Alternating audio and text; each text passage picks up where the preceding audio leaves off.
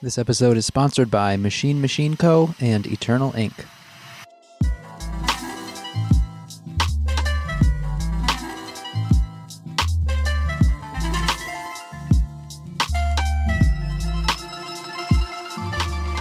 So, this is another episode of Books Closed, and I'm joined once again by show alum Steve Byrne, the most prolific tattooer in the land. Hello, how are you? You know, I like that. That's a good introduction. Yeah. When you were first on the show in the first season, you were just a young, up-and-coming tattooer, and I gave you a chance, and look at you now. Things have changed. It's been a long year. But something that doesn't change is whenever you're on the podcast, we are surrounded by noise from neighbors. Yeah, 2 out of 2. So at least That's this not time, it's not bad at all. At least we're consistent. Yeah. But this time, instead of construction noise, we have some fantastic karaoke going on downstairs. So if this video gets deleted off YouTube because of a copyright claim, then you can blame the bar downstairs. We'll have to do the third one at like a fairground or NASA or something. Yeah, we'll do it during a fireworks display. But all joking aside, we're here for a very serious conversation today. Last time we talked a lot about you and your thoughts. And I guess we'll talk about your thoughts some more today, but we're going to be a little more specific, zoomed in to the issue, the very exciting and funny topic of copyright, art copyrights, but zoomed into the tattoo context. And let me tell you about a little story. Go on a journey with me. Take my hand. I could probably reach from here. Probably. Yeah, this is a small room. So there's a website for a Hawaiian law firm, Davis, Levin, and Livingston. And on their website, there's a press release titled, Family of Tattoo Artist Sues Sailor Jerry Rum for Unauthorized Use. And I'll try to give you the short version of it. The family of now deceased Hawaii tattoo artist Sailor Jerry is bringing an unauthorized use lawsuit against William Grant and Sons, the makers of Sailor Jerry Spiced Rum, alleging that the massive Scotland-based company never received legal permission to use Sailor Jerry's image or story for promotional purposes. The family filed a claim with the state court in Hawaii earlier this month. Shit's getting real. His surviving widow, Louise Collins, has never seen a penny of the proceeds from the company's popular Sailor Jerry Spiced Rum product, which is entirely marketed around the likeness and personal history of Sailor Jerry. Ms. Collins currently lives on Social Security income. His widow is appalled to see what these folks have done with Jerry's name and legacy. This was my husband, the father of my children, and no one ever even asked our family for permission to use him in this way. So she's suing them. They don't have rights to use his likeness, his name, his voice, and signature. So on and so forth. Now, I asked you to be part of this discussion because we had a parallel discussion recently when you saw an image from a Sailor Jerry sheet that you own being used to market this same product. It's true. Yeah. Well, what did you say? Well, it's perfectly innocent, and I'm really, not that bothered by it at all. But this is all just for the sake of discussion. We're not making any law proceedings here. Well, I just brought it to light. I tried to explain to a representative of Sailor Jerry that the image that was on a 20-foot banner that was hanging at a convention that I was attending, that I was working at, I tried to explain to this lady that the image that they were using on that banner and then on a car, like a truck outside that they also had with them, was actually an image that was on a flash sheet that I own. I own the original of, and it's currently hanging on the wall at Rock of Ages Tattoo, which she, raised eyebrows, surprised, but, she was like, oh, really, do you? And it was, she seemed as shocked as I was to find that out, but never really, there was no real follow-up or anything like that, but she sent one of the other reps up there to tell me, my friend tells me that you own this image. I'm like, yeah, I believe I do. I mean, I took a photo of it.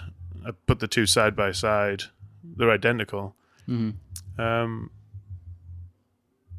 I kind of just forgot about it because it's just I almost feel like Sailor Jerry at this point in our world is almost just fair game. I mean, we've all tattooed those images. We've all benefited from his legacy, Right. in one way or another. I feel like tattooing gives us, we all have a more open viewpoint on like borrowing or taking imagery and stuff, because that's kind of just what tattooing's built on in a lot of ways. Yeah, that's definitely true. But when it comes to marketing a massive brand, I think that's when people get more. Yeah, there's a moral and ethical line that I think's been overstepped with the information you just read out a moment ago about Sailor Jerry's widow. I'd really had no idea about any of that. I'm sad to hear it. Yeah. And I have actually met Sailor Jerry's widow several years ago. She was, if I remember rightly, she was at what was then the San Jose Tattoo Convention, before it moved to SFO. And there was some sort of raffle. There was like a benefit raising money for her, essentially, because she, I don't know about broke, but she was definitely, there was a few stencils or some sort of originals for sale, and all the tattooers were buying them for like $5 or $10 or whatever. And she benefited from this raffle. Mm-hmm. So that was the first time I was made aware of her plight, I suppose. Yeah. But hearing that she's not benefited at all from Sailor Jerry rum or the use of his image or anything like that, I think that's quite appalling, actually. Yeah, it seems weird that it could have gone this far, because I'm not sure when that brand was created, but it's been around for a long time. Seems like it's been around forever. Yeah. To be honest. Right. I mean, there's whole sides of buildings and billboards in my town, Austin, where I live, that have a Sailor Jerry eagle, the famous Sailor Jerry eagle with the shield, Mm-hmm. and blasted right along the side of this building with the name of the rum and some sort of advert for the brand, I suppose. Yeah. So I guess that, to me, a large question that I'm not sure of the answer of is the ownership. If you own the physical painting of it, does that mean you own the image or not? I'd like to say yes, because I have a large collection of originals. Yeah. That, I mean, other than my personal enjoyment, I'd like to think that either myself or my wife or my kids, whoever benefits from my collection in the future, I'd like to think that they aren't going to get ripped off or stepped over in a way that a company like Sailor Jerry Rum would benefit. It would benefit them, but not me or my family. Right. Not that I could ever compare myself to Sailor Jerry in that sense, but he left behind such a huge legacy of artwork, and I mean, everyone knows these books, but and that's another thing is so Ed had put out the 3 big Sailor Jerry books, and so he present in every tattoo shop you can think of. Totally. I mean, yeah. But if he owned the sheets, then it could still be the question: does he have the right to commercialize those images? Like, is the intellectual property his because he owns the sheets? And that's what I always wonder, because it feels different when within tattooing you see people putting out books that are collections and celebrations of someone's collection or the artwork that we all revere. Mm-hmm. I think the difference obviously here is it's like a liquor company, so it feels a little more shisty or dastardly or whatever. Yeah. But it's kind of the same thing. If you own the sheets, do you own the rights to do anything? With that, I would almost say yes, because the artist in some way must have benefited from you buying them from him in life. Mm-hmm. Jerry's passed away a long time ago. Yeah. Somebody benefited financially from Ed or whoever buying those sheets. Whether that was him or his widow, I'm not sure of the timeline. Yeah. That was their choice to make at the time, and I suppose then the images do belong to the person that's publishing that book. Now, with the image that you asked me about, the one that Sailor Jerry Rum was using that I own. It's a skeleton on a motorcycle. It is, and yeah. it's not a super common Sailor Jerry not. image. And it's actually a sheet that I've got that almost anyone that looks at it that knew Jerry or was around him that's seen it was like, oh, that's one of the unfinished sheets from 73. He never even got around to finishing it before he passed away. It's got a blue mottled background. As far as I'm aware, there were only 6 or 8 of those sheets in existence. I loaned that sheet to Jason Brooks when he released his Legends book several years ago. Again, another book that's,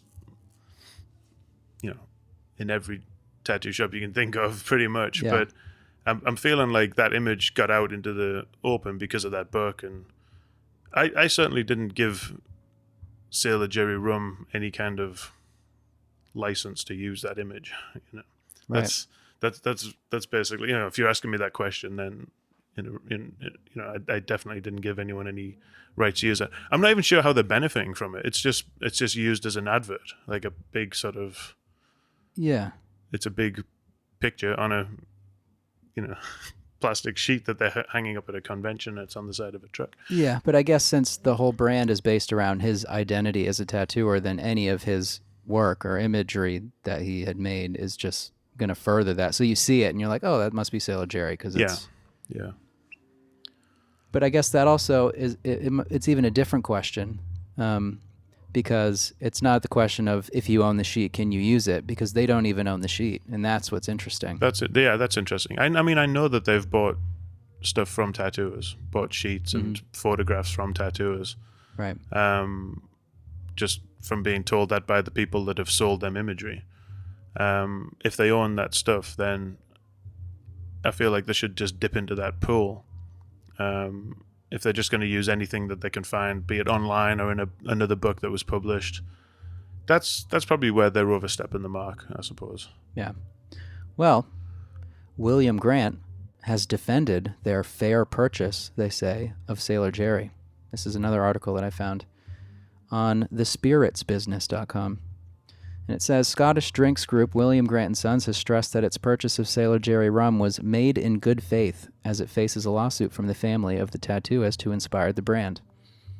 Legal representatives of Louise Collins have called the use of Sailor Jerry's likeness illegal and are seeking to secure a better financial future for his family.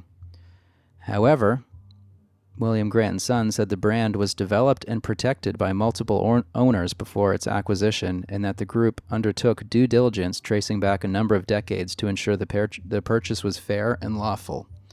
So they supposedly did their homework because William Grant & Sons didn't start the rum company.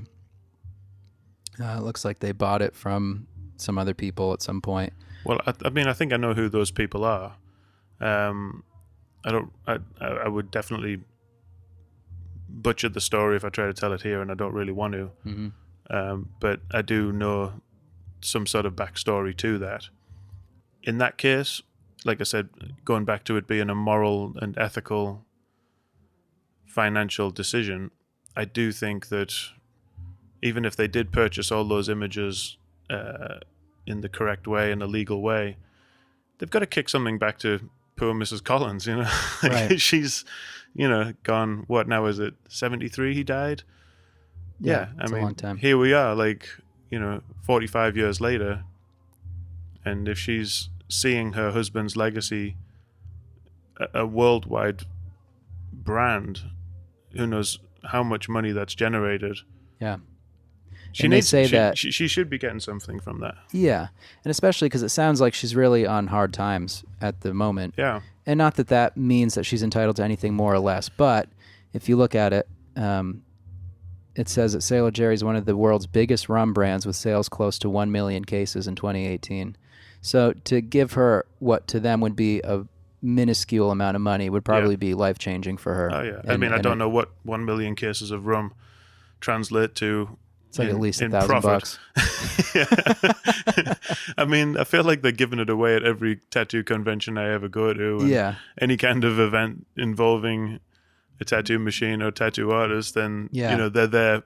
We wash our hands with it at tattoo conventions. Yeah. It comes out of the sinks in the bathroom. Chucking it in people's faces to, But I don't. I mean, I'm not a drinker myself, but I mean, I'm very aware of them as a brand. Yeah. Well, in our world, it's the perfect pairing for Yeah. a brand like that because that's what they're going for. Yeah.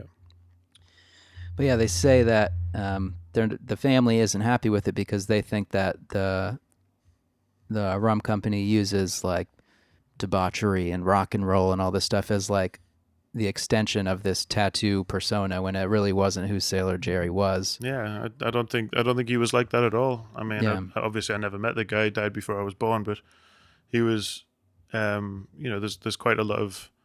He's a conservative.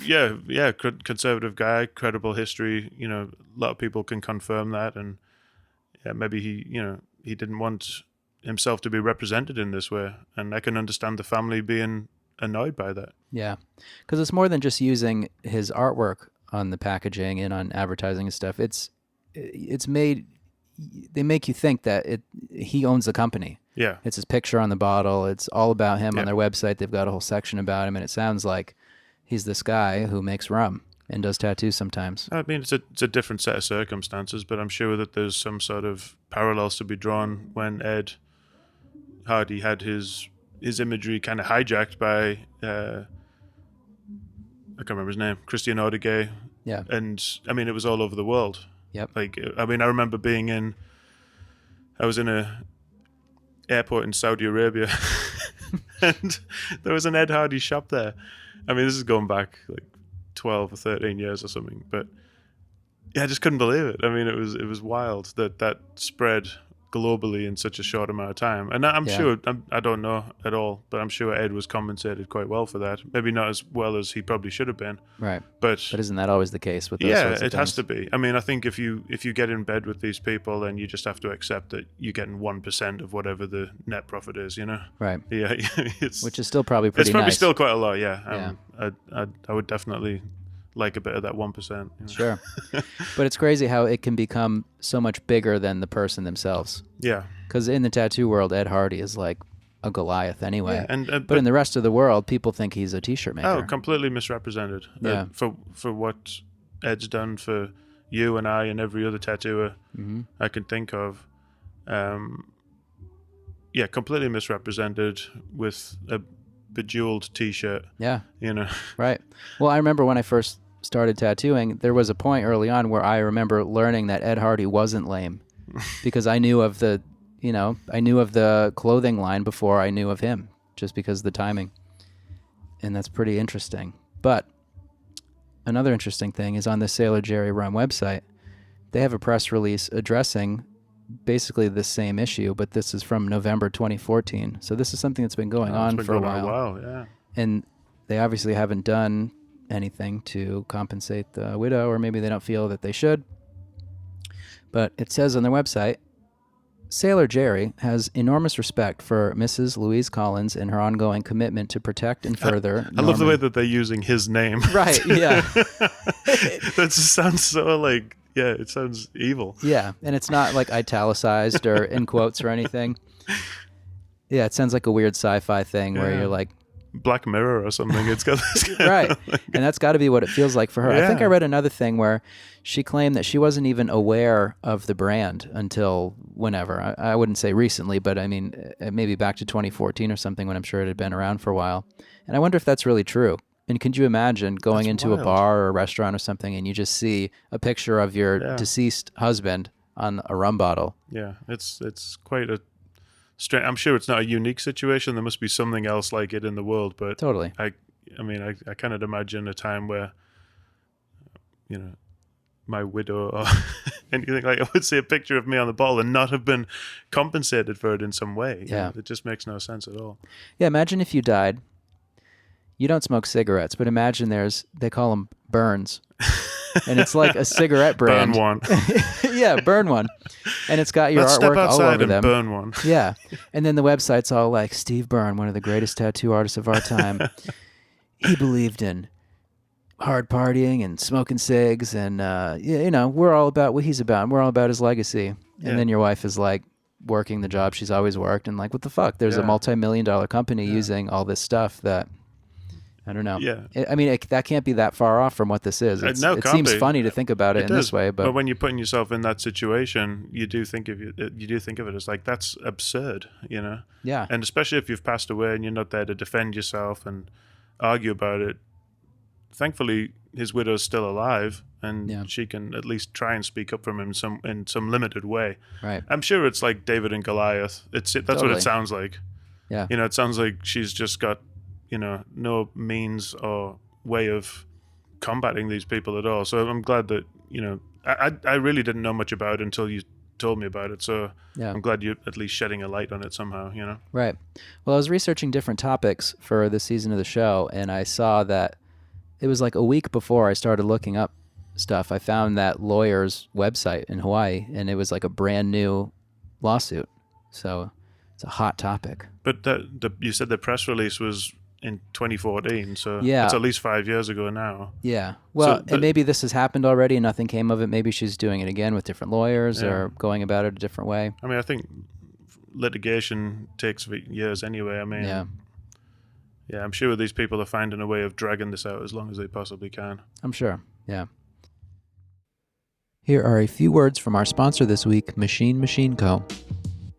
What makes this different from the standard machine workshops is that this is a live Q&A only. A lot of times I'll have tattooers ask me something really simple, like how to get rid of chatter on their machine, or you need to know how to get your coil off and it's fused to the frame or the screw is stuck, or you need to know why their machine gets hot. This isn't something that there's one answer to. This is something that there needs to be a back and forth about. This monthly live Q&A session will allow you to hop online, ask any question you want pertaining to machines, and have it answered immediately. The way this works is on a month-to-month subscription basis. These live workshops are a minimum of 90 minutes and they're all archived. You don't always have time to wait around for someone like me to fix your machine. Get online, ask your question what to do, and let's sort it out right away in real time. Head over to machinemachine.co to learn more about Seth Ciferri's live stream Q&A membership. A big thank you to Eternal Ink for sponsoring this episode. With 280 colors counting, it's estimated that our eyes can recognize approximately 10 million variations in color. Picking and mixing a color takes experience. In the tattoo studio, time is not a luxury most artists can lose, so color selection and mixing must be precise and the process must be performed quickly. The solution many tattoo artists have embraced is maintaining a wide and diverse selection of pre-mixed tattoo hues. Eternal Ink has created and released 280 hues and types of tattoo ink. Although 280 colors are a lot of choices for tattoo artists, there still remains a great deal of color in the world to be duplicated. Eternal Ink has been in the tattoo business for a long time. Producing tattoo ink is an occupation that they enjoy and they believe that they do it exceptionally well. And I would agree. The ink mixing room at Eternal Ink works very hard every day to create the best tattoo ink possible. And while they understand that they'll never reach 10 million colors, they'll continue to earn the respect and loyalty of tattoo artists around the world. And if you have not tried Eternal Ink yet, or even if you have, they are offering at eternaltattoosupply.com right now a 20% discount off the full retail price on all Eternal Ink colors when you use the promo code BOOKSCLOSED at checkout. That offer includes both single bottles and full sets in all available sizes. And again, it's not 10 million options, but it's plenty of options to fit whatever you need.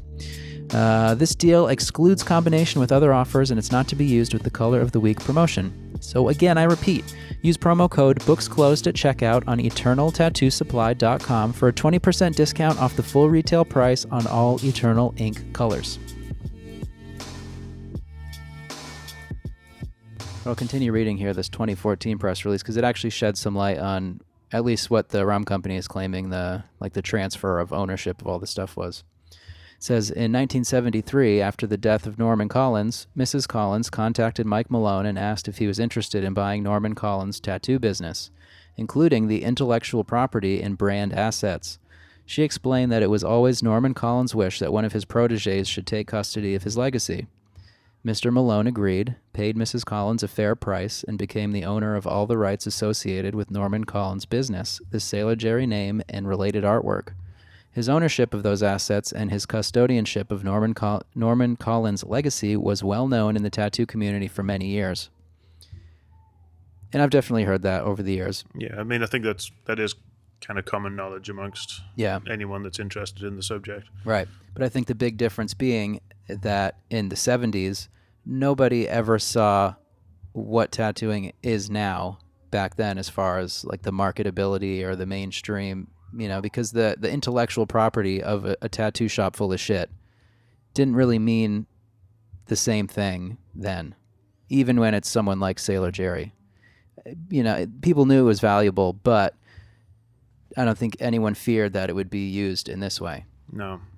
Well, I don't think anyone would have, up until 10 years ago, 15 years ago maybe, I don't think anyone would have had a clue that tattooing could have been used to market a TV show or the size, the convention size, the size that conventions are now, and it just being this kind of recognizable thing to people who don't even have tattoos, but they're interested in them because of things like TV shows and stuff. So I can't even imagine in 1973 what that was like.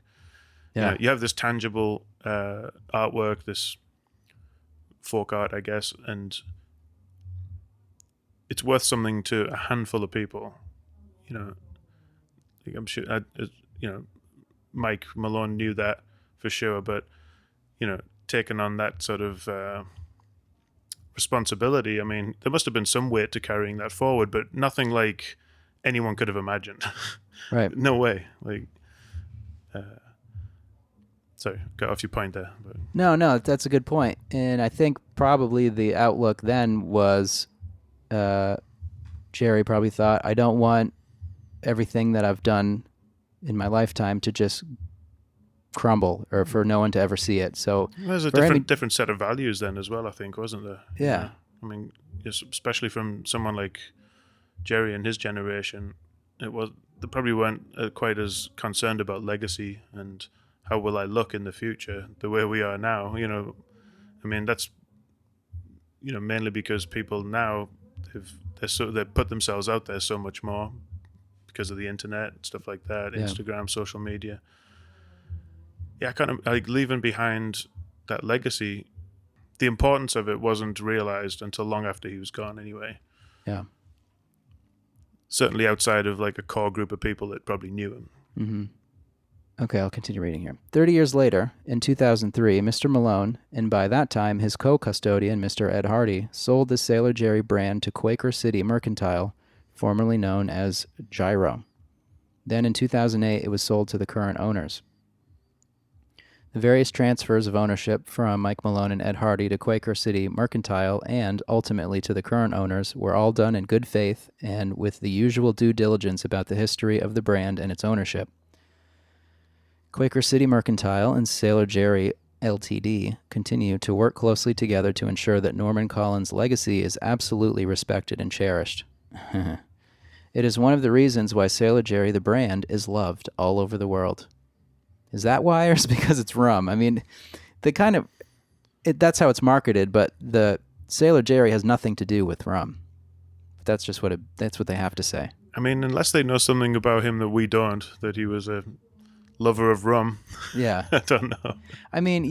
And I understand that this is how business works, and this is what they've chosen for their brand and their angle and everything. But it's always funny when a company like this is trying to claim that they're like doing a noble act by something like that. They just picked this thing. It's so transparent. Yeah, and that's not to say that they did something shiesty or didn't, but that's like kind of a lame press release. Yeah. Agreed.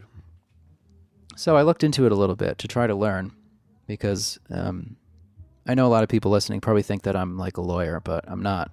So I was looking up like who owns work created by artists or freelance anything. And what I found was that more or less it has to be defined.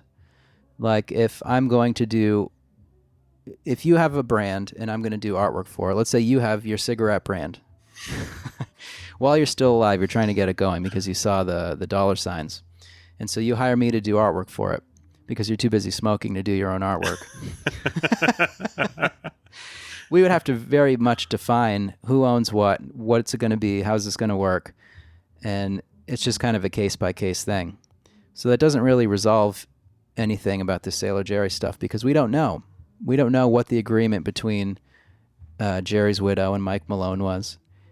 I can't imagine that it was super defined and that they specifically had a written agreement about the intellectual property. And so it was probably like, okay, you get this whole shop for this much money. This is what it is. I'm sure that's exactly how it went down. Right.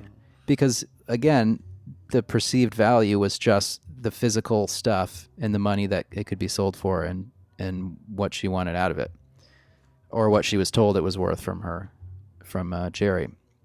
So it's kind of weird to go back, and it makes me wonder who would be in the hot seat in this case now. Could it get traced back to Ed Hardy, or could it get or the people that he bought it from, or is it just going to fall on this rum company because it is their responsibility? As they say, they've done their due diligence, but maybe it's up to them. It's a weird thing to think. Yeah, I mean, I really can't comment on anything legal because I just don't know. No, me either. I'd be guessing, but yeah, like I said, from my point of view, just looking at it completely from the outside, but with what I do know about the situation, it just seems to me like Louise should be compensated in some way for her husband's legacy or name, even just being used as this brand that's become a worldwide success. Yeah. I mean, that to me seems like the bottom line. And again, just it's probably not going to be that much to pacify her, I would expect, especially if she's as hard up as it sounds in the article you were just reading to me before. That's just the right thing to do. I understand how that's not exactly how business works. Right.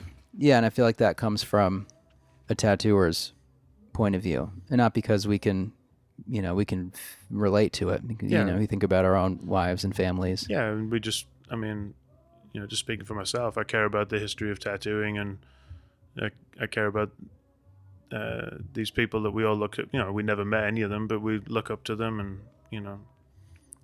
I'd like to think that all that hard work and effort that he put into tattooing in the tattoo world, it would pay off for his wife and his loved ones.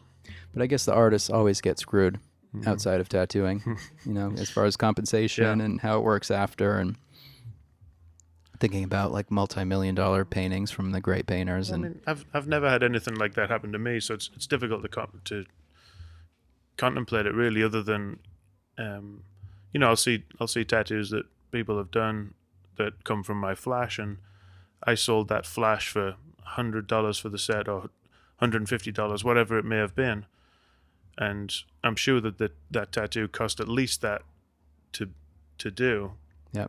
So that tattooer is benefiting from my artwork, and I was compensated for that when they picked up that flash set. So for me, it's a clean slate. They don't owe me anything beyond that initial purchase.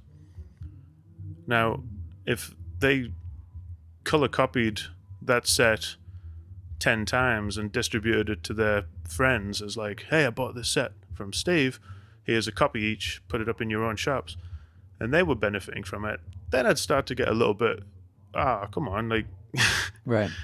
This was in good faith. Mm-hmm. I had something for sale, you've bootlegged it and distributed it. That's not fair. And I think most people would understand that. So, again, it's a different situation, of course, but...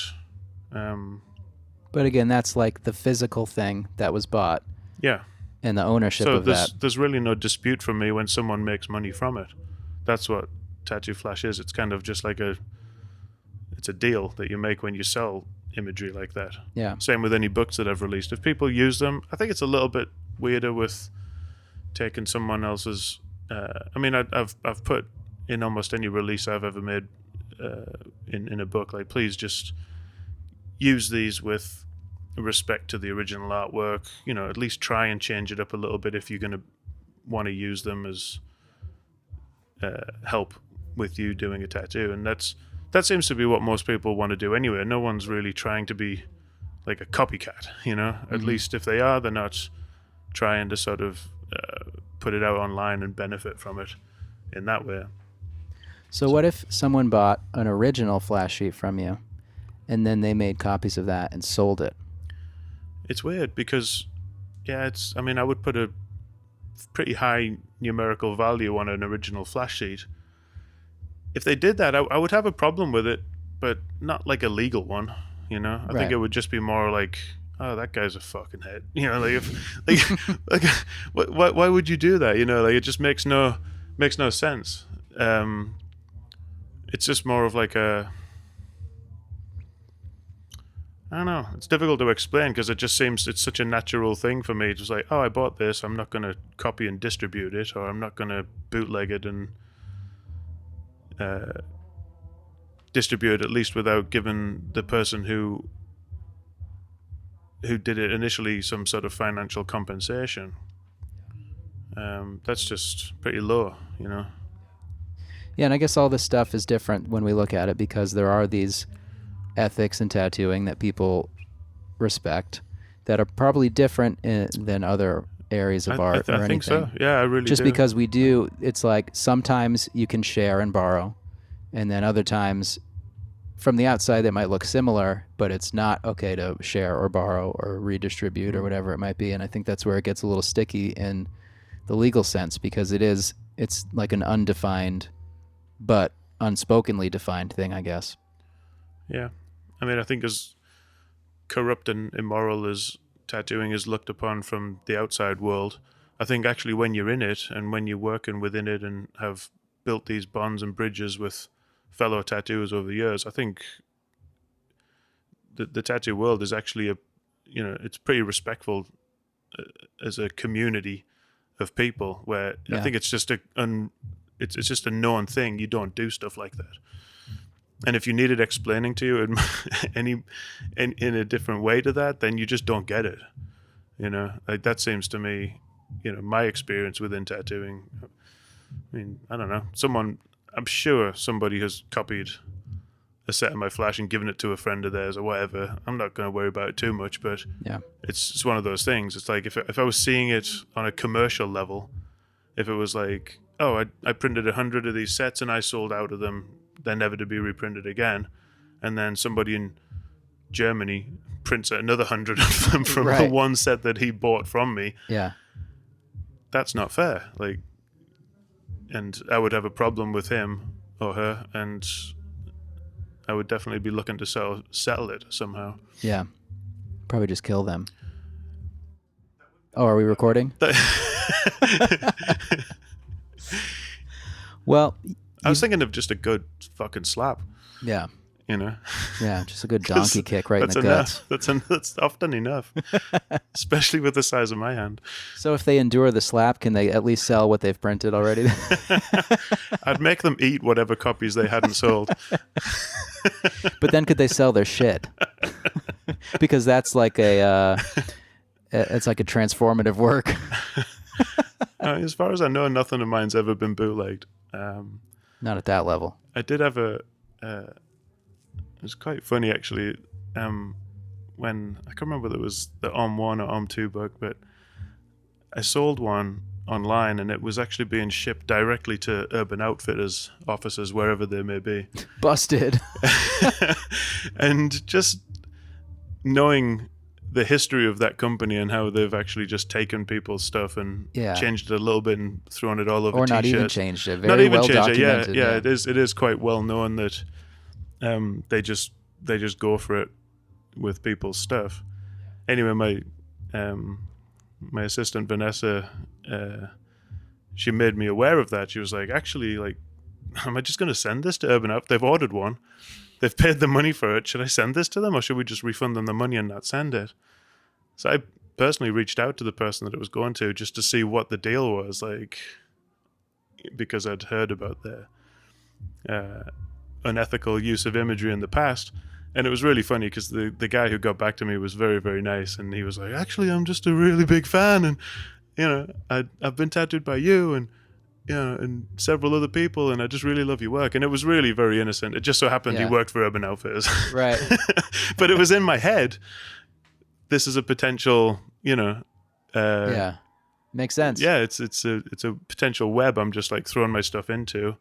Okay, they've given me $100 or whatever for the book, but I'm just giving it to now, and it's going to be in their possession. They can do whatever they want with it, or will do whatever they want with it. But no, the whole thing was very innocent, and the guy was very nice. He was just a fan of tattoos, and He's got to start ordering books to his house. Get a P.O. box or something. well, I was hoping that he was just using the company's expense account to buy himself a few little gifts. You Yeah. know, like fuck them. Yeah, office decor, he'd call it. yeah. Something to flip through as he's stealing someone else's work. But that honestly, that happened a few years ago, and that's maybe the last time it had ever really crossed my mind that my stuff would ever be bootlegged or used without my consent. It's almost past the point of there's so much stuff out there, not just of mine. I'm talking about just tattooing in general. That it's prints and books and posters and original artwork. It's non-stop. There's everything you want out there, or at least pictured and online.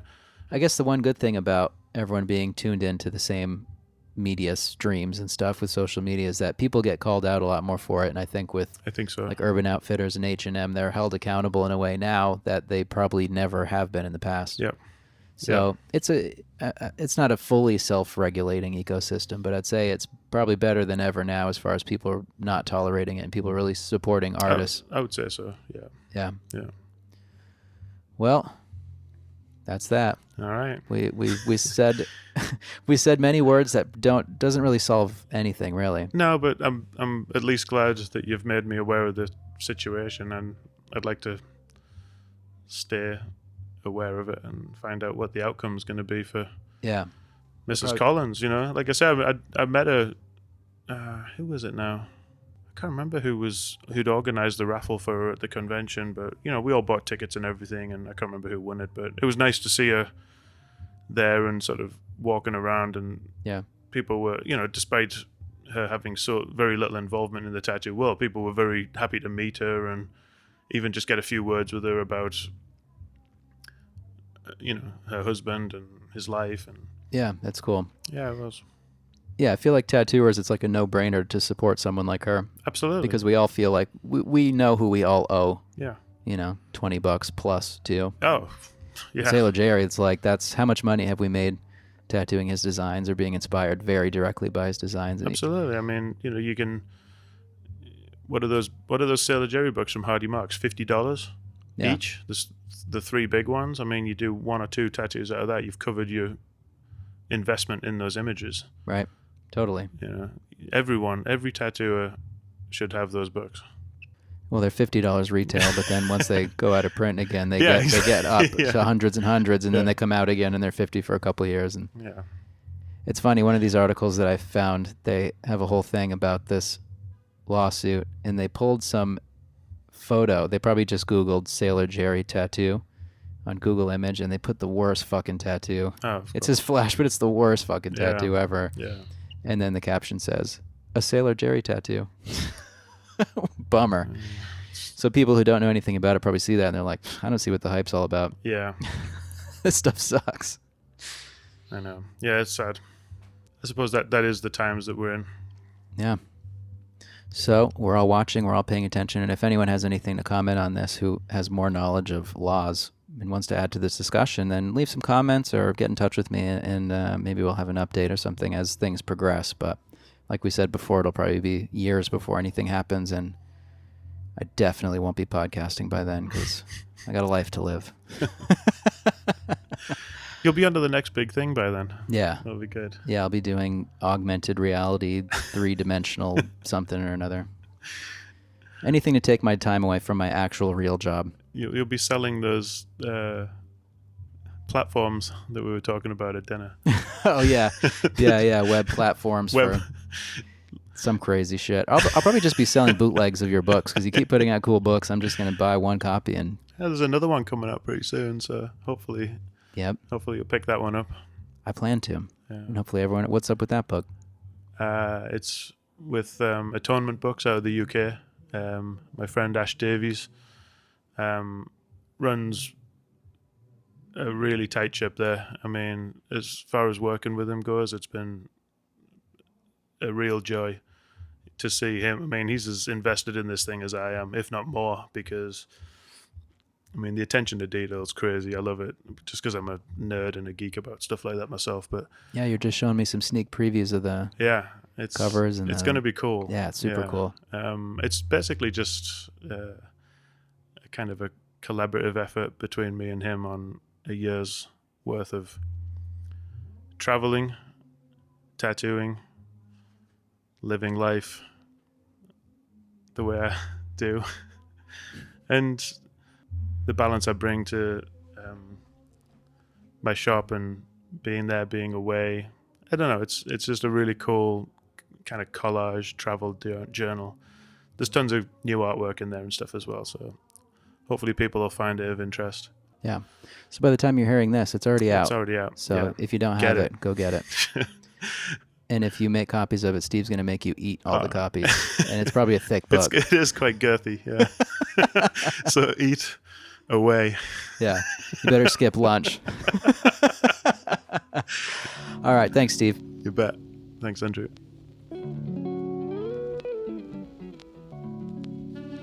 One more big thank you to Steve Byrne for being on the show for the second time this week. In the show notes, you can find links to his Instagram as well as to his book, Nonstop Tattooing, from Atonement Books that we were just talking about. Fun fact, on the cover of that book, you can see a nice little Books Closed pin, a photo of his backpack. I just talked to Steve, and he said that since this interview, he sold that Sailor Jerry sheet we were discussing. So if you're in Austin, Texas at Rock of Ages getting tattooed and you're looking to see that sheet on the walls, you won't. I know I called this episode, Who Owns Your Tattoo? And we didn't really talk about that. Okay, I'm just trying to get you to click. I'm just trying to interest people. We talked more about the art and the ownership of that. I realize it, so sorry. I hope we can still be friends. Also, a huge thank you to our sponsors this week, Machine Co. and Eternal Ink, who have both been tremendous supporters of the show this season. So check them out. As always, I am Andrew Stortz, and you can find me on Instagram at Andrew Stortz, or you can find me in real life at Worship Tattoo in Portsmouth, New Hampshire. And if you do like this show, head over to iTunes and leave a 5-star rating or a glowing review, because that helps other people find Books Closed. And for all other information, head over to booksclosedpodcast.com. I guess this is technically the last episode of Season 3, but I'm going to come back with one more. It'll be a bit of a wrap-up episode where I share some feedback I've gotten throughout the season. Some phone calls and some emails and messages and stuff like that. So I'll see you again one more time before we wrap this one up and I take a little break before Season 4. So thank you to all of you that have hung in there for the last 12 episodes. I hope you've been enjoying them as much as I've enjoyed making them. So I will see you back here again soon for our Season 3 wrap-up extravaganza.